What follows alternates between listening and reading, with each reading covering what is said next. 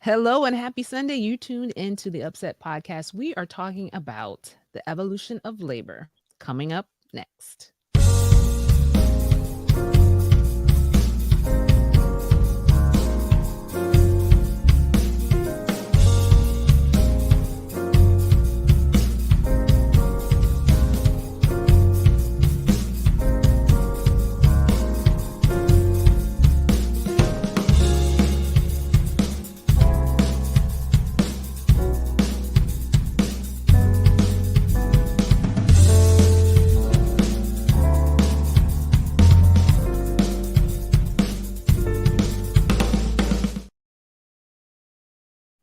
All right. Hello. Once again, you are listening or watching the UpSet podcast. Thanks for tuning in this Sunday. We're so happy that you joined us. And when I say we're, I'm with this crew here. Hey, guys. Hello, And look who's hello. here, Sunday. guys. Look who's here. There you go. There it is. Tally you know- is back, all of you Tally lovers. I love it. We love them Here, too. he's live. Tally lovers. Welcome back, Tally. The amazing thing is, Tasha, I started to do my hair exactly like yours. I'm so glad that I didn't. It's probably long enough now to do it, though, Tally. So, About that, hey, did you become a Jamaica man? Did you? No, that was my Westville. It's funny you should mention that because one of my dearest friends and members from West Philly made me some Ital stew, and Pat, you'll understand what I mean. I miss my church, West Philadelphia Church. I still miss them. Yes, very nice people there. Ital. Very nice people. Yeah, I love it. but it's So good what's to been be going back. on, everybody? Yeah, we're happy to have you back, Tally. We've missed you, in case you didn't know. Well, So what's new with you? You're now that you've retired. We always tease you about retiring and yeah. retiring. Well, Radio was I'm behind you. poor. I'm poor. Yeah, and I'm gonna tell you, it is a sobering thing when you realize that nobody's sending you money anymore. Nobody. Yeah, and you got to go out and get it. And so if you see me at your local Walmart greeting I was you, about to say that. you I look for you to greet me at Walmart when I come in. you know what it is. And if you see me taking an offering at your church, I'm not an usher. So you can go to Yeah, your it is. pocket. I'm Truly just trying to taking a make ends collection. meet. That's true collection. You're And not listen, kidding. I mean, I know we're talking about labor today, but I mean, do you see those little people, 80 and 90 years old, looking yeah. in Walmart? Bless their hearts. They're still Yeah. on the feet. Yeah, What I you don't wonder- count on, what when you retire, you think certain things, but the thing that you typically don't factor in is that your medical care, how much medical insurance costs. Because I thought, well, Medicare was free, and it is, but that's only like if you have a hangnail. If you plan to see one of those one of those ologists who's a specialist, and trust me, when you get over 65, you don't, when you're in your 30s and 40s, you go to the doctor.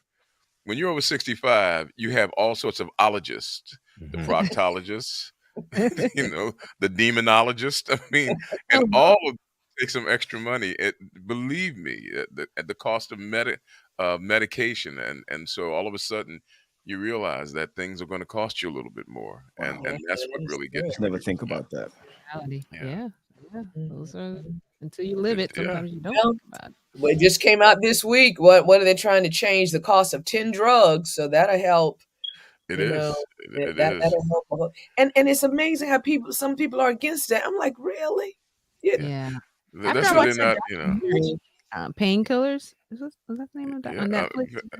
Well, that one, the typical medications that older people like diabetes, heart Yeah. medicines, things like that, and when you get to that point, I can tell you, GPD, you're the youngest here. You can tell your age by the commercials you start paying attention to. I remember when I was younger, they would say Preparation H, and I was like, well, what does alphabet have to do with an ointment? When you get to a certain age, you start asking, is there a preparation LMNOP? You, you know, I mean, what size do they make those Depends in? I mean, Oh, no. Depends. It depends. there are Wow. commercials that you just never even thought about before that suddenly are very relevant to you. And, Mm.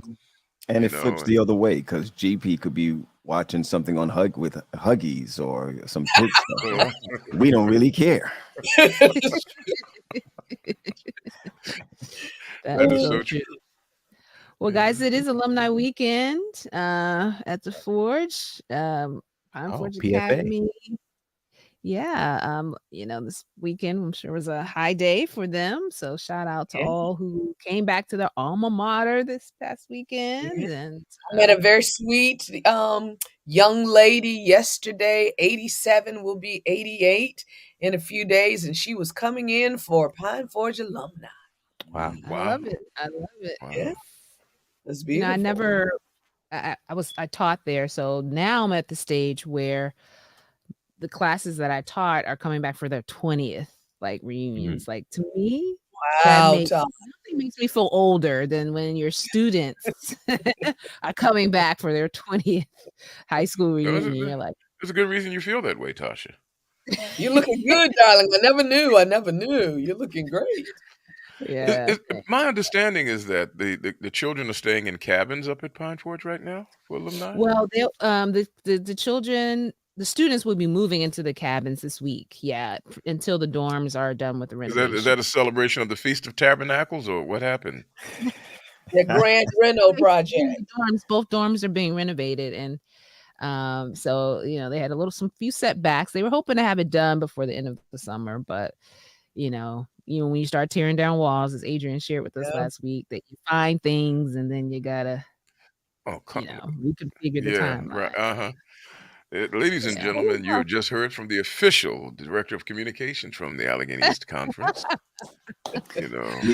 And she worded it just right. She I'm worded telling it. you, Yeah, it's I gonna be don't nice. know. The thing about it is, it's gonna be worth it when it's done because I've been over Yeah. there and it's Oh, almost yeah, like when it's done, yeah. Oh, yeah. it's almost like And what? also, the kids were tired of being home. They don't want to be Tally home. needed one Yeah. more week, y'all. Tally needed one more week. I'm just enjoying the way you guys are saying that somehow or No, I another we mean, it's failed to be prepared reality. I for our mean, children. That's yeah. what Let I'm. me admit this. I saw the breakdown to the building up, and just from what I've seen, it's a change. The bathrooms alone, like I'm glad I never had to experience using those bathrooms prior, but I'm like, whoa, okay, this is nice. I remember the first time I used them, Mhm. years ago, and I saw things growing in crevices that God never formed in His creation. So there was a need, but Are you an alumnus of Pine Forge? it's funny, Marlena, I am not, but because I remember I was invited to speak for Alumni Day, and I was sitting on the podium, and the person said, "Now, what year did you graduate again?" I said, "I ain't never go here." I mean, I'm sitting on there getting ready to speak, and they were getting ready to introduce me because I'm from Philly, and I knew so many people from Pine Forge. They just assumed that I went, and I never saw Pine Forge until after I graduated from high school, and but no, I never attended Pine Forge. I didn't have the good fortune People to say the attend. same thing about me. I support it so much that they're like, "Did you go here?" I just made up a year. Yeah, 88. Yeah.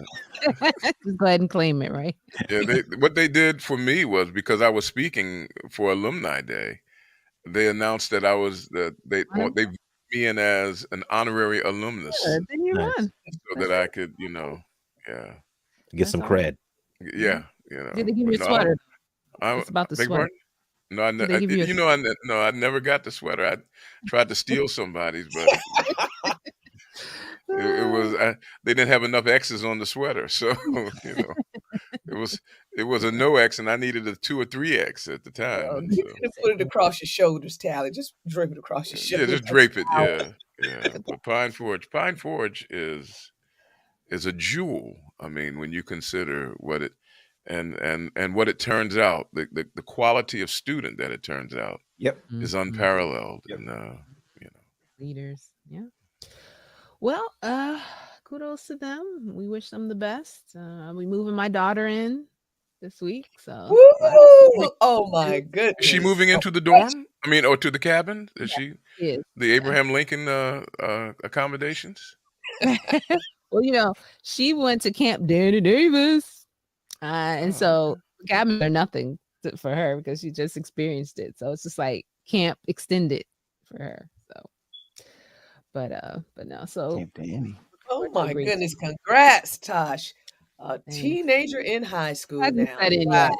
It's all Mm. words coming out of my mouth, but the reality is it's not yet She'll be manifest. 15 minutes away from you. You still crying. My baby. Oh, my baby. Exactly, exactly. All right, guys. Uh, Well, it is Labor Day weekend. hmm And first of all, before we kind of dig into what Labor Day, how it came about and all of that, when you hear Labor Day weekend, what are some of the first things that come to mind when you think about Labor Day? I have a nine day barbecue. off. Barbecue. 9 months after the honeymoon. He said 9 months after.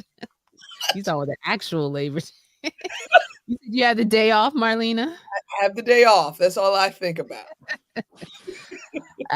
We know. Remember that whole thing about not wearing white after Labor Day? I think that's Yes. We have to changed. talk about that. I don't Yeah, understand. I think we've. Yeah, I think we've. Yeah, canceled that. But you got those Labor Day sales. Of course, every time we have a holiday, we talk about the fact that we find a way to commercialize it and give sales, but take advantage of them. And also, like we were talking about, the start of school, the official end of summer, like those are the types of things when this comes around. I know, like even for our HOA, it's like now you have to start putting your basketball uh, hoops away. Like it's always marks this Dude, now transition Oh, time. really? Yeah. kids can't play basketball in the fall. Yeah. That's a tough It's HOA, a my little goodness. it's a little late, Now but they you use know it as a she live in some big neighborhood, right? She I was lives in going to say, big yeah, neighborhood. we know what kind of neighborhood you live in, Yeah. because in black neighborhoods, you shovel snow to play basketball, you know. What do? Did they come by and give you lacrosse sticks in your neighborhood, Yeah. Tasha? Set up no, their they volleyball net in the middle of the Yeah. street. They play cricket. It's like, huh? What's that game? No, they play polo in her neighborhood. Highlight. Oh, Right. Highlight. The horses and everything. volleyball. horse. Man, she set herself up for that one. No, She Oh. right? really did. That's only in my neighborhood, but no. And I know in New York we look for the Labor Day parade All right. that comes around. That's a new one. A lot of folks talk about the Labor Day sales that go Yeah. on. Yeah. I'm gonna try to take advantage of some. I know because Tosh, you love every opportunity to shop, right? I've cut back on the shopping, but I appreciate a good sale if it's something that I need. Let's put it that way. So Well, Tasha, I mean, are only you a only our minimalist? sisters will. For them, they shop based on how much they save, not how much they spent. And they'll spend $500 and they'll come back and tell their husband, "I saved $65 today."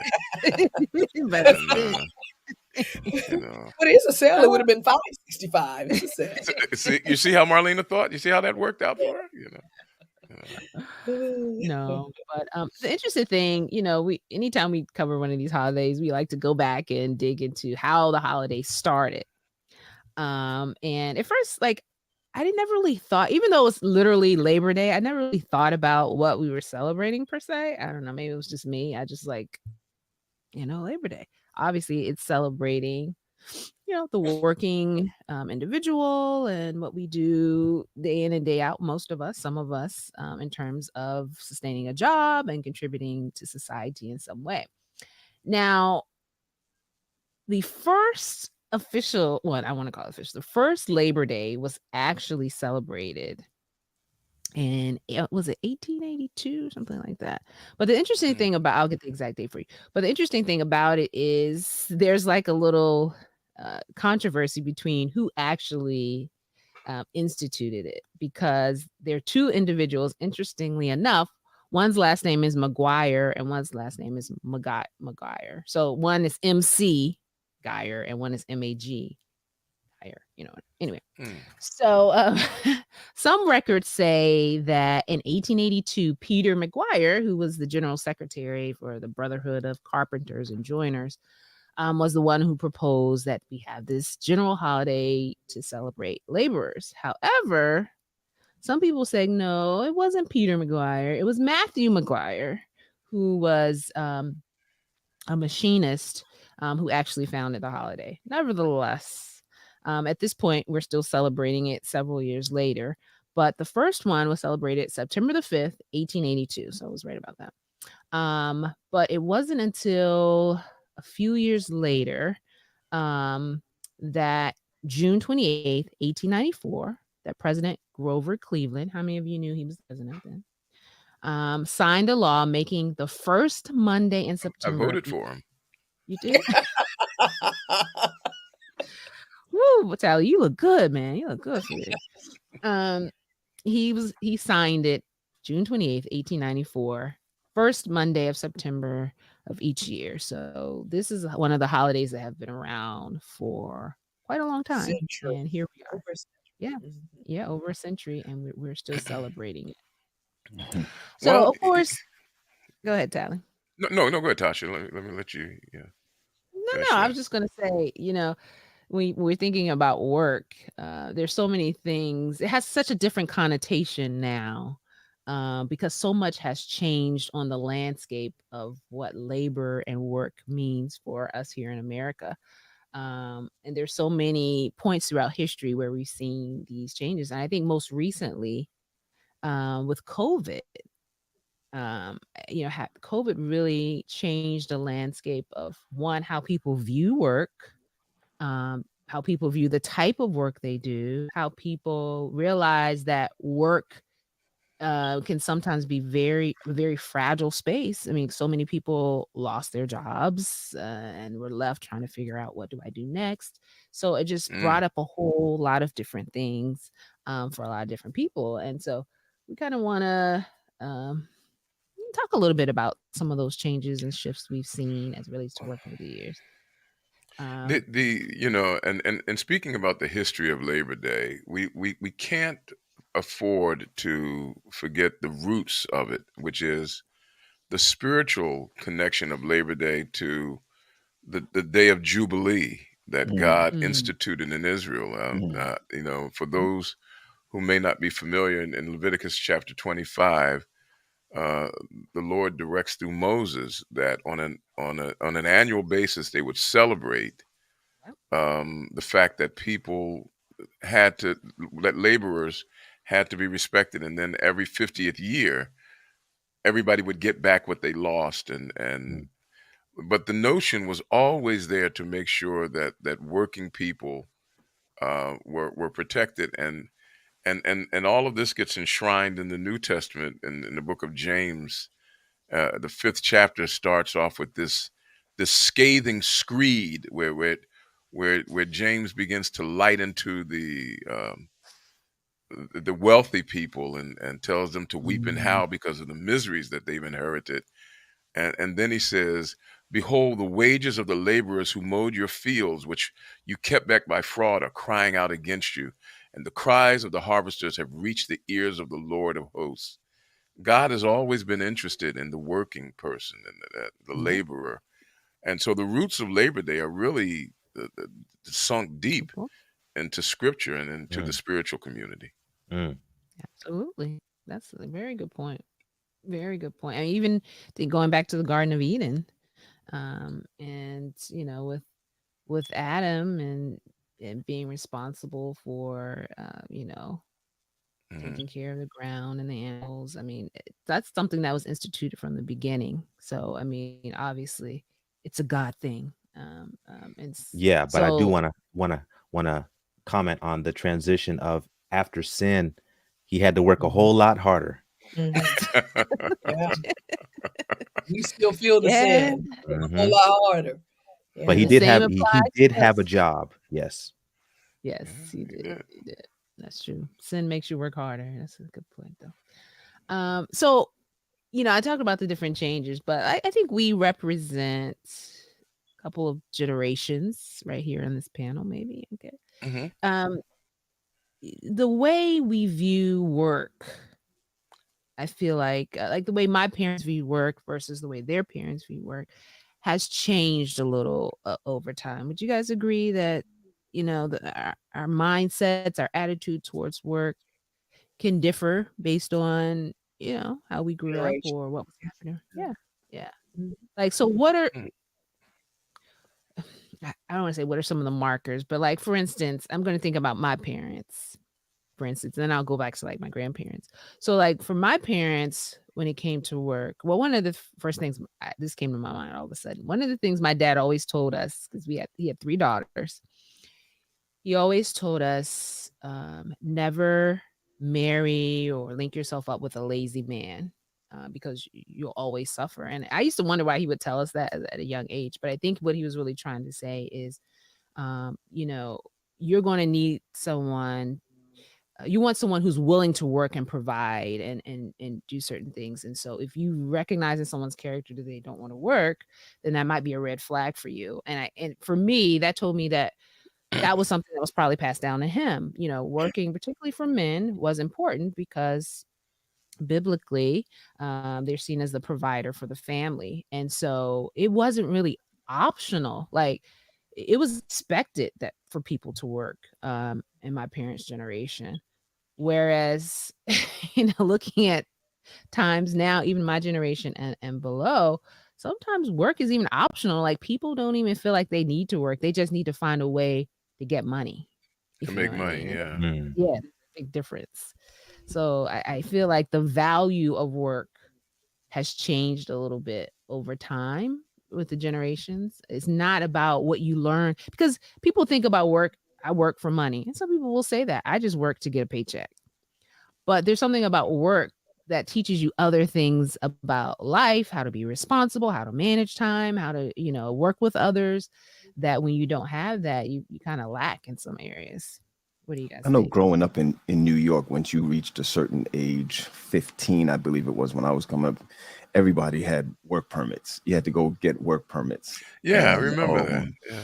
um and it was the bragging thing at It work, was or a rite of passage. yeah, it sure was. Yeah. And everybody would come together, whether it's in the evenings or on the weekends, and be like, "Hey, where are you working? Where you at? I remember my first job was filing at MTA, as Mass Transit Association, it was a train station, and my job was to uh, file retirees, just Oh, Mm, just filing. And I remember, you know, I'm sorry, I remember hurting. thank you. No, sorry, sorry. paper, My, paper.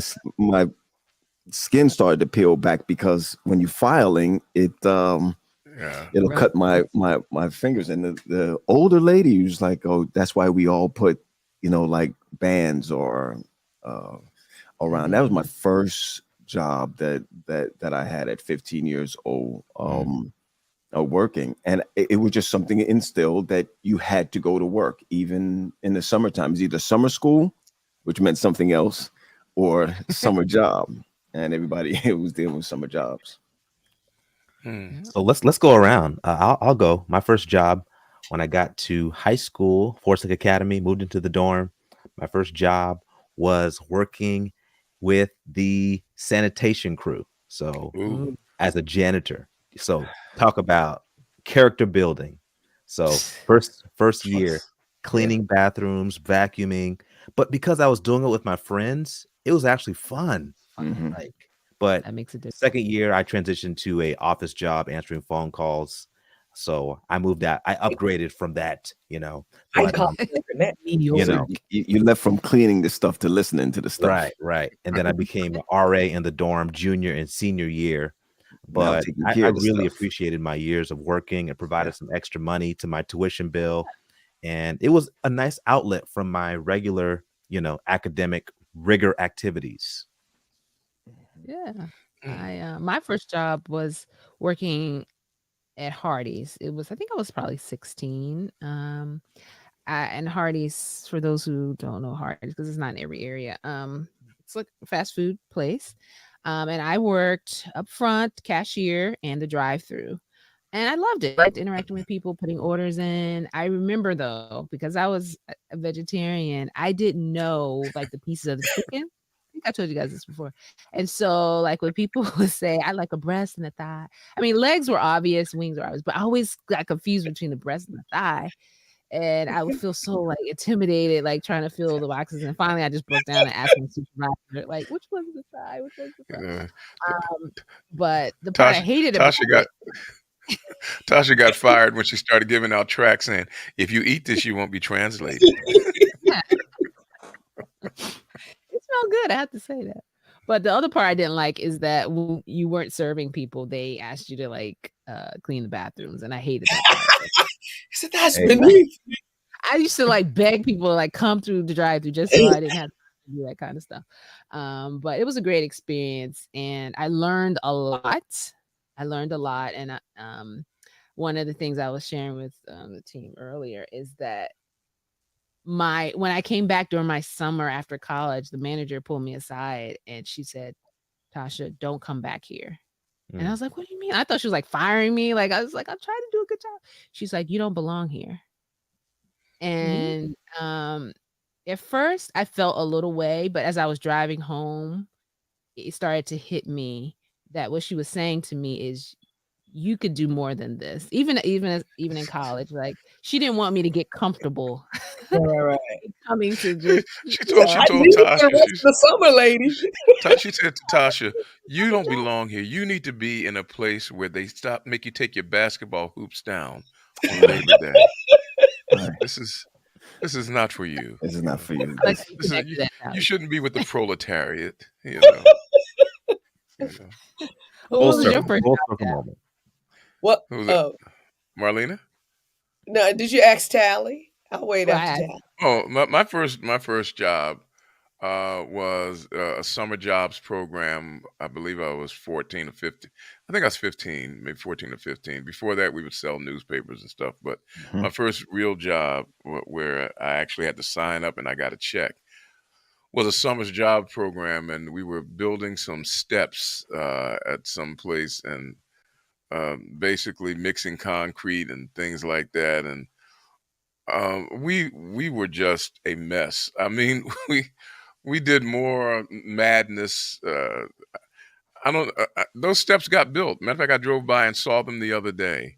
They're still Wow. there, and but I wouldn't trust them because I know what we did, and it was just it was an interesting thing. But when I remember at Oakwood, when I got to Oakwood, my first job was on sanitation, Mm, and I was on a trash truck literally, and we would drive by the girls' dorm. And after about 6 weeks of that, I told them, "Look, you know, you go to talk to a girl at Oakwood. She says, 'Oh, I remember you. You were on the trash truck.'"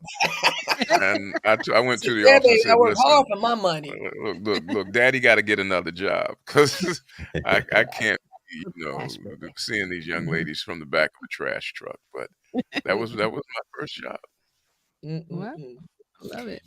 I Marlena, had a you flashback. I had forgotten about this, but my very first little employment episode.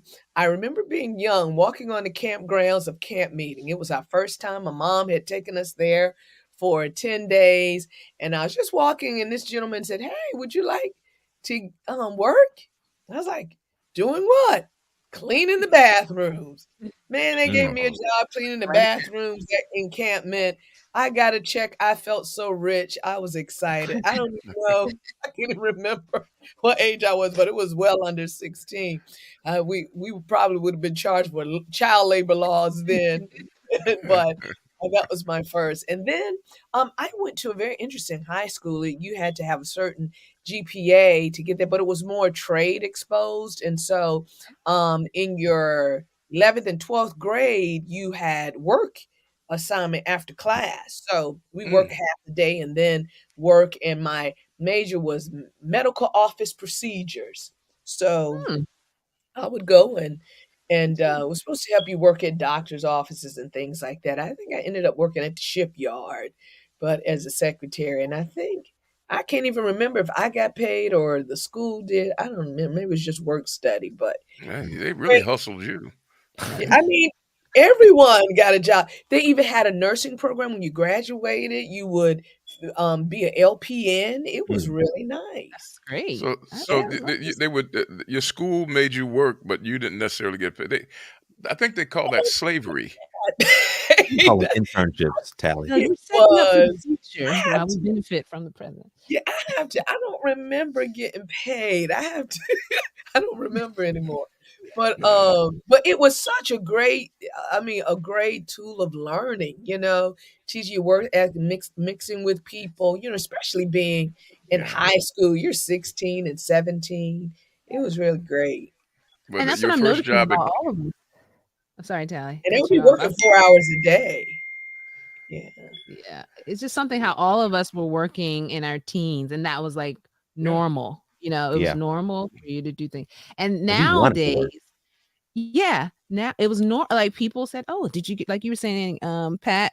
Oh, I got my work permit. You get yours." That was a thing. yeah. And I feel like now that's not even trendy as much. Like even some parents are saying, "I don't want my child to work. Like I don't want my child to work when they're in school. I don't want my child to work when they're in college." And it's like it's almost like they see it as a badge of honor. Like my child doesn't have to work because, I'm You know, providing. I want them to focus on studies. And I'm like, there's so much more to it than just the money they earn that they learn Yeah. there's when they work. nobility to. I mean, as you made mention earlier, Tasha, God gave Adam a job. The first lesson of mankind was to rest. Isn't that amazing? Hmm. Sabbath was given before labor was given, but Yep. the first thing is to learn how to rest in God, how to be at peace and content with what God gives you, and then you learn to earn. But there's a nobility in labor. And incidentally, Marlena, that crew that you were on with, they were called the Honey Dippers, the bathroom crew at camp meeting. We gave them a name, the Honey Oh, Dipper crew. really? Money dippers? Yeah, that was really the name of them, the Honey Dippers. But it is not nowadays. The idea is to figure out how not to work. Labor is considered menial. I mean, you find somebody who makes money by being, quote, an influencer. Mm. They don't work; they just get online and run their mouth. And and we're starting to go in that direction. We want our children to go to certain schools so that they really don't have to work. They get a title and they get checks, or they learn to make money off of money. But I mean, Mm, the Trump children have never worked. They make money off of the money that exists, and that kind of elitism is corroding to the soul, I believe. Well, and then look I now too, a lot of the kids want to make TikTok videos because the more views you have in YouTube videos, you get a check. You can make a Yeah, lot of that's an mhm, influencer. so Yeah, yeah, yeah, you're right, and so that's the thing. much But I did wanted to back up to what something Tosh said. Our early parents, when they worked, they had such strong work ethic. yeah. It was like if you did not work, you were the scum of the earth. You were a bum, right? And so we would see our parents. I saw my dad work 7 days a week. And he mm, just instilled within us strong work ethics. As I was doing some research on this labor in the 1890s, some people were working 100 hours a week in the factories, That's because I wanted to insane. know, when did the labor rules change for a 40-hour week to be full time, because they always worked for so long. We know how slavery was. They work us from you know the dawn till can't the see the setting can't of the see. sun, Mhm. Yeah, right? And so for years they just worked for so long. But the sad part, the wages were so meager, especially for us. No matter what, we always got paid less. And so we look at today, with inflation and all, how people are struggling. Can you imagine if the president didn't fight for $15 an hour? How people were working, making minimum wage at the time was $7.25. Mhm. Mm. I remember that. No, I remember it was less than that when I started working. Mm, Oh well, The, yeah. the or minimum wage was, something. I think it was five something when I started I working. remember bringing home the check. Actually, it was it wasn't a check. We used to bring home cash. I used to work for my uncle putting in car alarms and it's at 16 putting in stereo systems and car alarms. Hmm. And when he used to give the money, he used to tell my mother how much I'm bringing home. My mother would sit me down. This is tithe. This is offering. This is this. I was like, okay, all right. I mean, And they do it. I just knew that working was something you had to do, and it didn't help coming from a Jamaican. Yeah. It didn't That help was one of coming. your jobs, right? Now you get 8 more jobs, Right. and you are But that was humbling though for me. My check. I remember getting my check. I don't know what I thought I was going to be making, but when I saw it and it was like under $100 for 2 weeks of work, I was like, it was a shock for me. I'm like, I did all that, even though I wasn't working full time. It was like 4 hours, like after school. I was like, I did all that, and this is all I have. So for me, at a young age, it gave me a concept of earning. Like, okay, I make this. For the first time, I looked at what I made per hour, and I was like, that's it. And so it put in my mind early that if I really want to live a life where I'm, bringing home a certain amount of money, I'm going to have to do this. I'm going to have to level up. And because a lot of kids have no concept of what you earn with what you, or they're not thinking about salaries, or and so that really helped me early on, kind of create a construct of, you can work here and make this, but if you work here you can make this, but you may need this skill. So I mean, that's what I mean about it teaching you a little bit more than just bringing home money, but how you can be smarter about bringing home the money. and um Tosh, to let us know, as young people, these are temporary jobs. These are not jobs that you come in to stay forever, right? Because you do want to progress. Those are ways to have an income while you're furthering your education. Even if you don't go to college, but you learn a trade. Electrician or Hmm. pipe fitter, something that's going to allow you to be able to take care of your family. I'm just afraid that oftentimes we take jobs and that's where we stay for right. decades, and you've been working in this supermarket for 30 years and you just a head cashier now. You haven't even become, the manager of the store, and Yeah. and we Not unless it's Bucky's, right? Like we were talking about before. Bucky's. I just met Bucky's, right? Traveling. I just Yeah, heard about they Buc-. make you. If Well, they're let me general managers or let their me ask managers are a like a serious hundred question grand. about, because I sense that our denomination has been relatively, I'm going to say anti-labor, because I don't know if you all remember, there was a time that if you were a church member, you were told that you could not be a member of the union. Yes, it's an Ellen Yeah, G. White thing. yeah, What? and, I do I yeah, never remember hearing heard about that. yeah, oh yeah, yeah. It was, you weren't you, and you were not supposed to be a member of the union. As a matter of fact, I mean, there are no unions in denominational work. If you take note, yeah. In many areas, yeah, union. Pastor Hall and I talked about forming a pastoral union at one time. And then I went on to have a career in radio. But let me ask: do you perceive that in denominational work that there is a regard for the laborer, not management, not administration, Tasha, but I'm talking about laborer, because now everybody now is labor except Tasha, because Pat has come out the big house and left that deluxe In the apartment in the field with sky. us. In the field Yeah, pulling cotton. I mean, even the way they describe it, I remember listening to the way they describe as management. Those in the office would talk about us who were pastors. You men in the field, Feel, yeah, that's you so, men yeah, in the I love that. field. So is there some sort of strata in the consideration of denominational work? Do you feel that you're paid enough for the work that you provide? And there was You silence talking, for the space Well, of I a was gonna this half say, an hour. quite like interesting. This is specifically quite teachers, interesting. or I Mm. that's a That's not a Hmm. difficult You s- question to answer. Everybody's speaking in tongues all of a sudden. Yeah, I feel Well, like it's hard to put a number value on no, it what ain't. we do. And I think for me, I balance out, like, of course, what I need to maintain my lifestyle and have a family with what I'm contributing because I'm a person who enjoys ministry.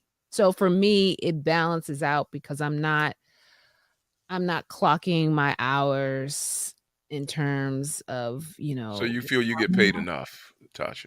I feel like I get paid enough to maintain my lifestyle. But it's really hard to, like, if someone were to say, you're going to get $30,000 more next year, I wouldn't say that's enough. Or, you know what I mean? Like, it's hard for me to have a value in my mind that says I get paid enough, because the question is, what is enough? What does that equal? How am I deciding Well, that? it's all relative. It's Yeah, relative to what your counterparts make, and it's relative to what others are making.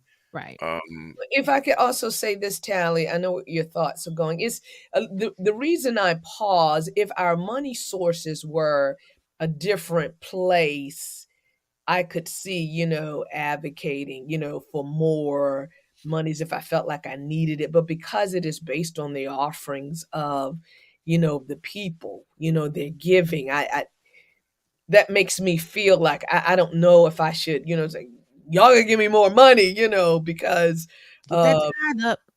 I just feel funny, about that, because God always provides. And so um I don't know. I believe that, in corporate America, labor unions are definitely necessary because people can, skirt around and get out of, giving you the fairness that's comparable to other companies. But when it comes to the ministry of the gospel, it's just a little bit different because of where we get our resources.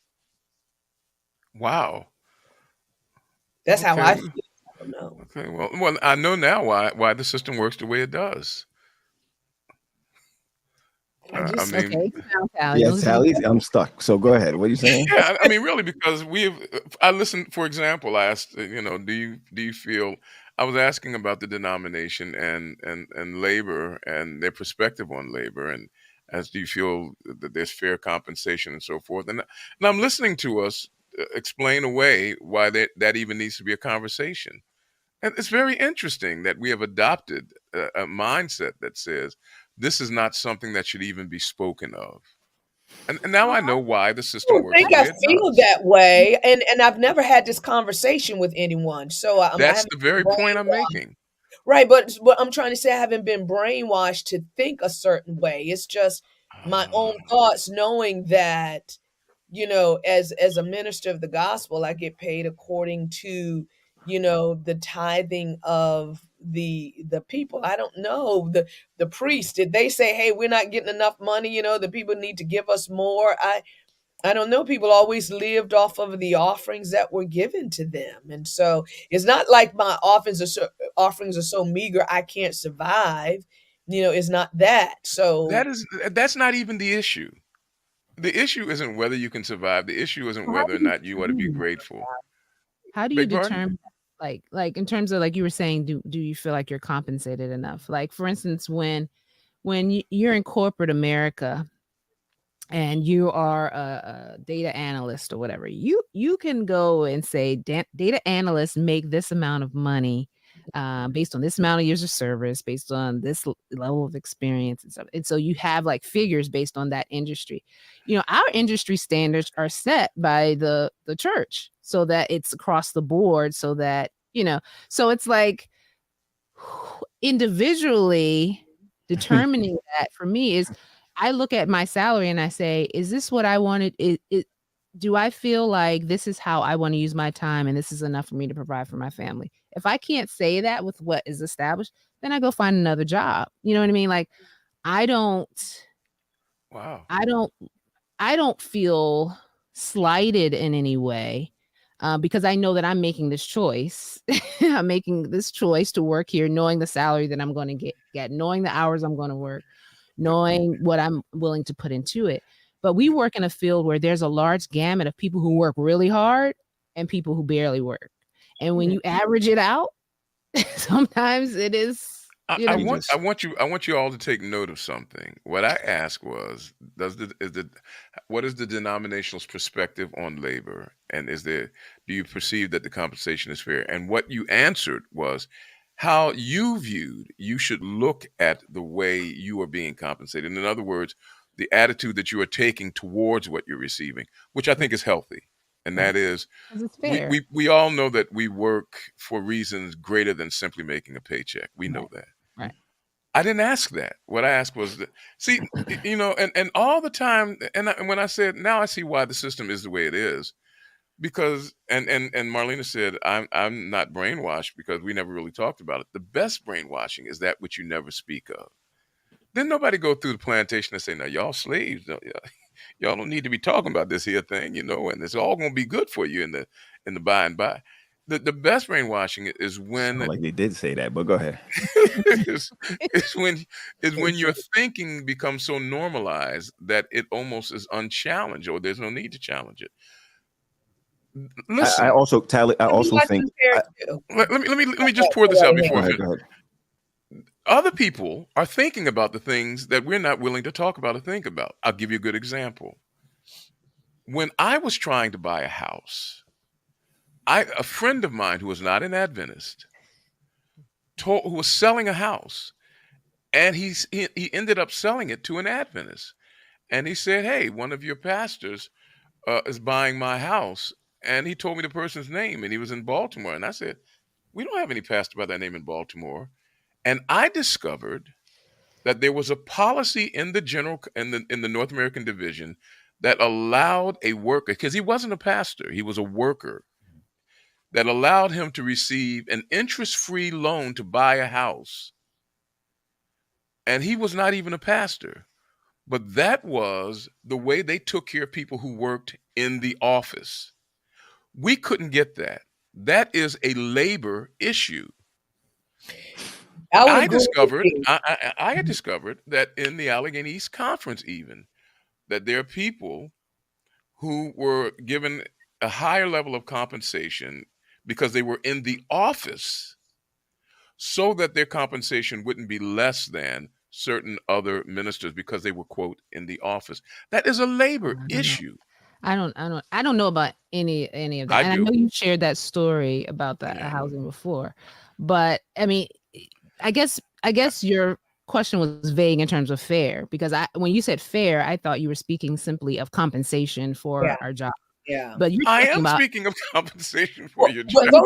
those are yeah, other things that yeah, are like a lack of perks, that they yeah. take away from the employee. Tosh, No, go ahead, it's finish not a lack and of a then I perk. will. Well, It's no, a no, no. labor Listen, issue, guys. I got you, Tally. No, But but what I'm we're saying saying that we the thought you were talking interpretation of your question compensation. sounded like salary related. If you said specifically a situation, then my answer may have been different. But because I'm not aware of that, I can't say it's fair or not fair. You know what I'm saying? What were you But I saying, agree Marlene? with you, Tally. I agree with you that you have to be able to take care of your home and establish some roots, especially when housing helps you build wealth. I don't understand. Now, I'm a new preacher, only 7 years old, so I don't know anything about you not being able to buy homes. And when I came in, God had given me 2 homes, so I don't know anything about that. And so I think that you should be able to have homes, and even if you want to rent them when you move to another place or what, or sell, whatever. But I don't think that should have been. Now, when it comes to management positions, when you become a director or something over a department of people, the income does increase because now you are in a management of a group of people. And Not in our so church. automatically you're going to get more money than if you were working in the field. That's how corporate America is, Tally. You can look at me crazy, but that's how it is. Because That's when I not was in harsh. Madison, I mean, it's I funny. didn't In get. one place, you're willing to compare it to corporate America, and then another place you say we shouldn't compare it to corporate America. But No, I said when I get compensated, I said that when if you are a preacher, you should be able to buy a house. I I don't know can where that policy came from, and that the they will reason have to show me biblically where that is because I don't But that's not understand the that. case anymore. No, they don't give you guys I big. only brought it up because when we were talking about labor issues, and Tasha gave us the history from a socio-political perspective. I brought up the history based upon a spiritual biblical perspective because God has always been interested in the worker, in the laborer.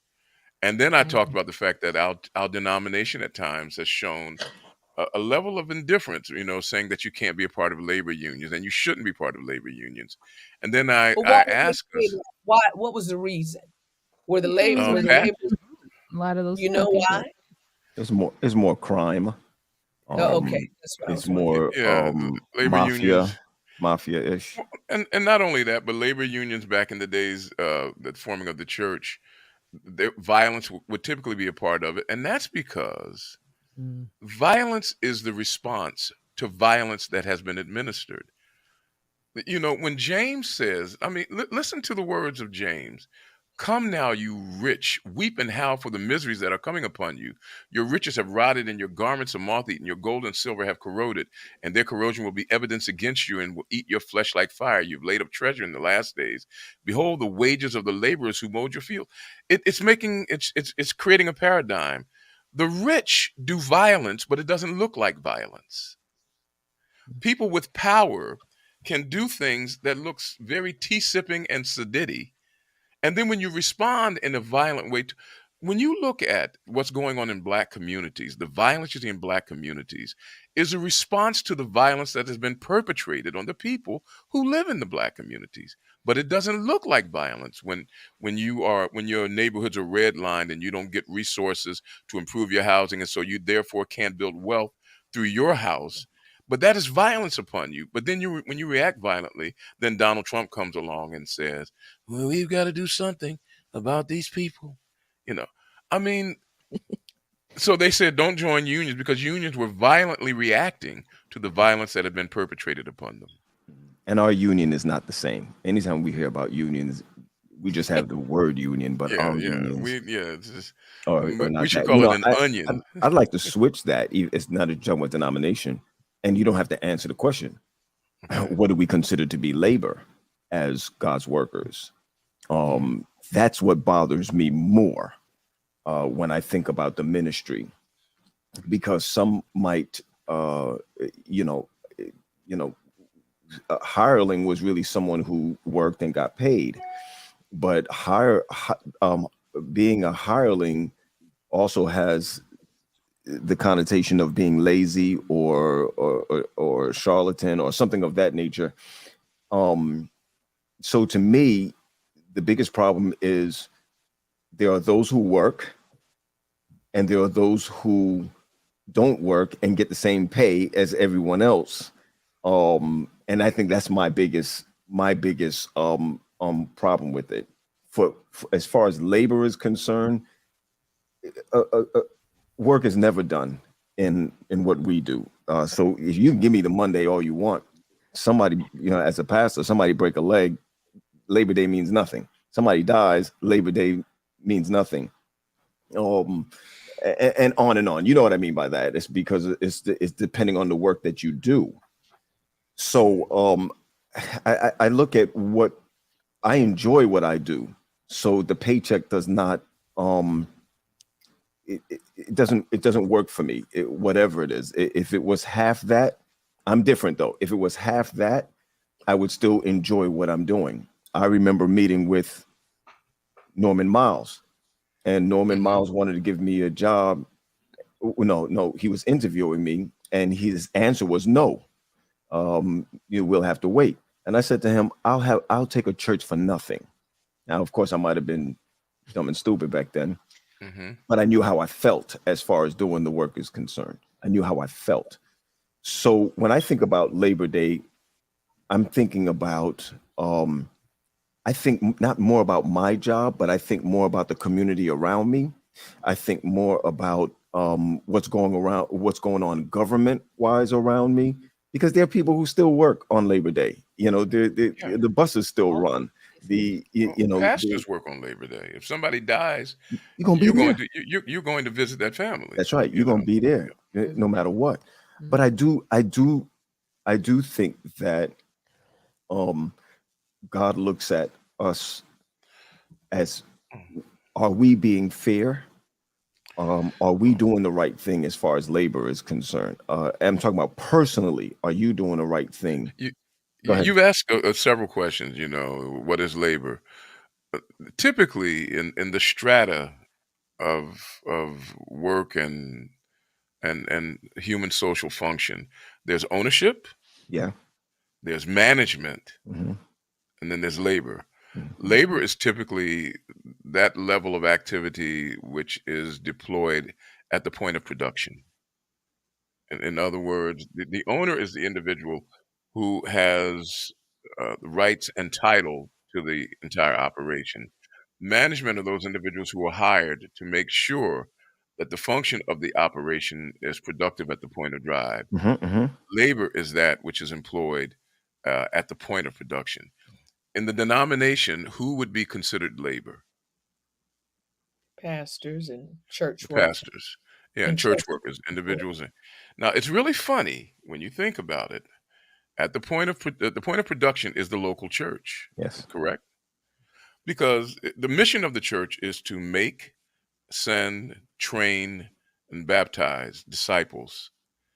That only happens at the local church. Am I correct in that? Yes. Okay. Most of it. Yeah. Yeah. I mean, the vast majority of it. It, I it mean, depends what your HOA is, but go ahead. Go ahead. yeah. Whether you have to bring your courts in. Yeah. Yeah. So Go with it. labor would be those individuals who are the teachers, Yeah. literature evangelists. It is amazing that none of those individuals have anything to do with the policies that govern their lives or that determine their compensation. Management does that. Hmm. Hmm. Wait, wait, wait, wait, But wait, Wait, management, wait. it does not make the decision alone. It is according to the owner. well, now who owns the church? Jesus. But So I do get it. And this is the reason why the conversation is a little bit difficult, because we're looking at corporate.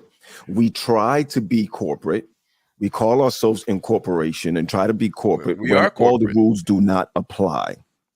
It just doesn't apply because there's really no. They I mean, actually do apply. We okay, just don't act like they apply. okay. I I mean, can go that way too. yeah. I I can go mean, that way too. look, you know it better as well as anybody. What we function relationally. We're brothers and sisters. But at the end of the day, brother, if you do something wrong, then the rules of incorporation will come into play. They will tell you, well, the policy says we can't do this for you.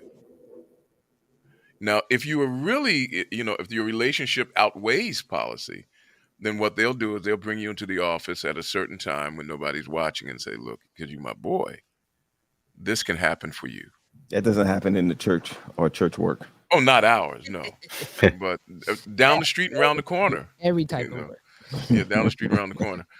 So the point that I'm making is, and this happens quite a bit where people, there's a disdain for labor. There is a Yeah. there is a view of labor, and we feed into it by coming up with mindsets that says, well, I should just be happy because the Lord has been so good to me. Hmm. And then there are other people who are sitting there watching you saying, keep saying that. They send you down another hymn, sing, I'd rather have Jesus than silver and gold. And while at the same time, when they have their meetings, they're having Jesus and the silver and the gold. Hmm. Mm. It's funny how this Labor Shall Day. I take another month off? This No, yes, no, sometimes just take a week and then come back. No, no, no. You don't need that that can much. be with crookedness sometimes.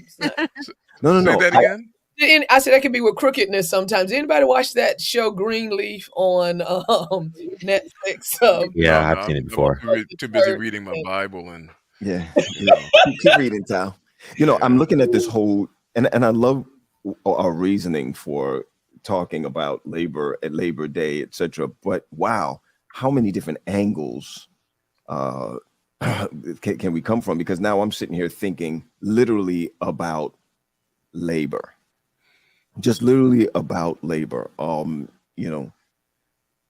You know, come unto me, you know, All ye who labor. Labor. and I'll give you rest. Yes. There's there's there's time, and I'm not just thinking about Labor Day. Can I just put out to our listeners that there's a time for rest. Mhm. This is where sabbatical comes from. This is where you started off, Tally, in the very beginning, talking about the 50 years of Jubilee, and there's 7 years. And why there's got to be a time that we have to be able to step away from something Hmm. to be able to say, let me be refreshed. Let Right. me, and I think that was the concept, or that should have been the concept. I'm not sure of how we really began. I mean, Latasha talked about it, the how it began, but I want to impress to us for us that God instilled for us to work, Yeah. by the sweat of your brow shall you eat. Mm. I mean, and there's no other way that I can think about it than what are you really resting from if you're not laboring? I Yeah. mean, Mhm. It you all have works to. together. To me, you have to. uh, That's what I come away with. We can have another discussion though on ownership, management, and laboring. Um, that'll be about 2 hours. I know. I know, guys, before we go, because I know we do have to go. We started talking about how things had kind of shifted over time. So before we go, I wanted to share kind of the future landscape, some of the things that we're going to see how the workforce is going to change as we move forward in the future. One of those things is that we're going to see more um, multi-generational workforces. There was a time when you just saw, people got older and then they moved on. Then the next, now you're going to see young mixed with old, mixed with those in between. You're going to see more younger people in leadership roles with, their elders even working below them in some cases. You're going to see more and more people, and we're starting to see this now, working remotely Mhm. from home. This whole thing about diversity and inclusion, that's going to continue to be emphasized, which is great, long overdue. We're also going to start seeing, we talked about, people working more from home, but there'll actually be more of a hybrid arrangement where you can work from home some days, you work in the office some days, because some companies are trying to get their employees to come Yeah. back to the Back in the office. office. Yeah. Yep. Yeah. Some of them, Mhm. for a lot of companies, they say they didn't see a difference in the productivity, but for many, they did see that. But the traditional work week, and this is something that has always been toyed with, Mm. um, the future work week may actually look a little shorter, um, Yeah. moving to like a 5 or 6 hour day versus an 8 hour day. So, I mean, these are just some of the trends that, people are out there researching and seeing certain people move towards that way, or 4 day work week instead of a 5 day work week. So, Mhm. there's just a lot that's shifting. The way, and we talked about this, we didn't get to really go into it, but like the side hustle, everybody has like 3 or 4 side hustles because we're trying to have those multiple streams of income, because like Tally was Yeah. saying, when you retire, you don't want to be classified as broke because it stops coming. Social security is not what you thought it would be, and retirement benefits aren't what you thought it would be. So Al- there's Also, just so much. Josh, what about later retirement? I mean, they're pushing retirement. When you get your little announcements about, your receipt of Medicare and how you paid into the system, Right. if you retire at 62 versus 67 versus Yeah. 70, encouraging you to work longer, that's Yeah. changing as well. Yeah. I don't want to be Yeah. that. I don't want to do that. I I feel like think Tally might go back to the I'd rather pulpit. have less for an extended amount of time than wait to get more, and then I only have a few years left to live. Like that's just what I do. Well, You know what I hopefully you mean? won't Like, die at 70, between 65 and I'm just 70. saying, they push that so you can get more, but you think about it, during that period of time when you're waiting to get the higher check, you could have been getting some money and living life, which is what I imagine retirement is supposed to be. But I don't know. You tell us otherwise, Tally. Uh, I've been buked and I've been scorned, children. You're where we want to be. We want to work hard so we can be like Tally and sit back and enjoy, enjoy life. But no, great discussion, guys. I think we covered a lot. There's so much we could say about labor and work and all that's involved in it. But I think one of our takeaways from this is that, biblically, we've been called to work. But in addition to that work, as you were saying, resting is also on the other side of that. So, Yeah. um, Well, we were called to rest first. rest, that's right. Say rest Yeah. first, then work, because then you'll have the energy to work and then you rest again. So it's a cycle that we It's a play. cycle. That's right. Yeah. Let people know it's a cycle. You don't It's like stop it. GP, you're still resting. GP, hit that bass for me. Come unto me, all ye that labor. You're not going. But anyway, we hope that everyone is enjoying or will enjoy their Labor Day and you're enjoying the whole weekend. Enjoy it Yep. Yes, enjoy Yeah. it. Yeah, Enjoy. rest before and you thank get the laborer. Yes. Yes, Yes, Thank I'm the going labor. to rest this Labor Day weekend. Yeah. thank you for saying that, That's right. GP. Thank someone else. Sometimes we all see ourselves as the laborer and we treat other fellow laborers, like they owe us something, like we're entitled to what they do for us. So be Mhm. intentionally grateful to someone who is serving you or that whether it's a cashier at the store or the person that is emptying your trash, taking your garbage, or HOA again. Here we go. HOA. whatever. Be grateful for the labor of others. That's what we're saying.